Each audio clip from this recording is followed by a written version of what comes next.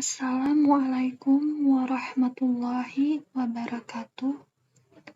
Perkenalkan, nama saya Mary Febrianti Sapitri, peserta pelatihan dasar CPNS 2021 BPSDM Provinsi Kalimantan Selatan Angkatan 10. Di sini saya akan mempresentasikan analisis efektivitas kinerja individu berdasarkan tupoksi asisten apoteker di Puskesmas Pasar Sabtu. Proses analisis isu yang saya lakukan terbagi menjadi 4 bagian, yaitu yang pertama, identifikasi isu yang ada di tempat kerja. Yang kedua, menapis isu yang telah diidentifikasi menggunakan metode USG untuk melihat prioritas isu manakah yang paling mendesak untuk ditindaklanjuti.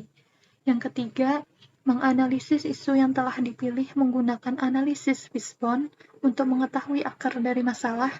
Dan yang terakhir, akan dilakukan analisis SWOT untuk mencari solusi dari isu tersebut.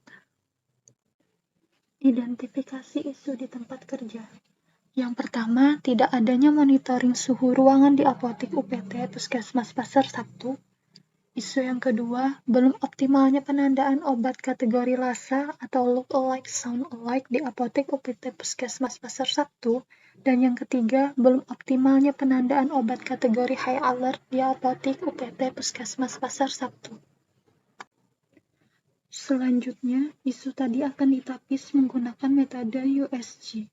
Metode USG adalah salah satu alat untuk menyusun urutan prioritas isu yang harus diselesaikan. Caranya dengan menentukan tingkat urgensi, keseriusan, dan perkembangan isu dengan menentukan skala nilai 1-5. Isu yang memiliki total skor tertinggi merupakan isu prioritas.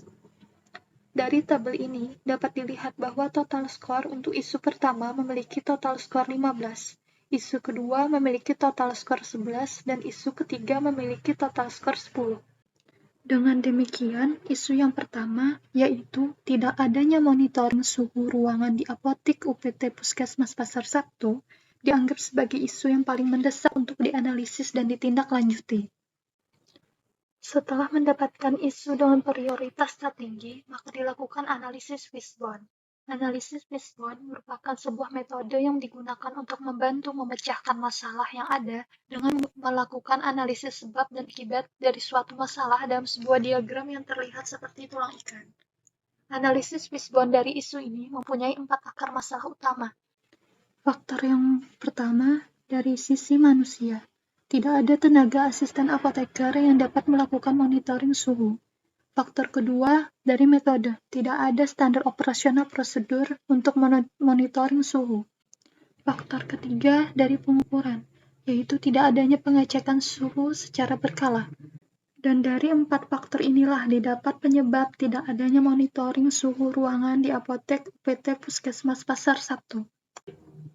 Kemudian, setelah mendapatkan akar masalah dari isu tersebut, dilakukan analisis SWOT untuk mengidentifikasi kekuatan dan kelemahan, yang kemudian dibandingkan dengan peluang dan ancaman sebagai landasan untuk menghasilkan alternatif penyelesaian isu.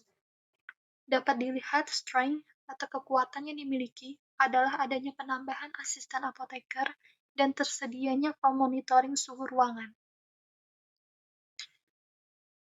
Dan weakness atau kelemahan yang dimiliki adalah standar operasional prosedur monitoring suhu yang belum tersedia. Sedangkan opportunities atau peluang yang telah dimiliki adalah peningkatan kualitas penyimpanan perbekalan farmasi yang ada di puskesmas. Dan ancaman yang mungkin terjadi adalah meningkatnya suhu ruangan di siang hari. Maka dari hasil analisis SWOT tersebut dapat dibuat tabel rekomendasi penyelesaian isu sebagai berikut. Isu tidak adanya monitoring suhu ruangan di apotek PT Puskesmas Pasar Sabtu, yang disebabkan tidak adanya standar operasional prosedur monitoring suhu ruangan.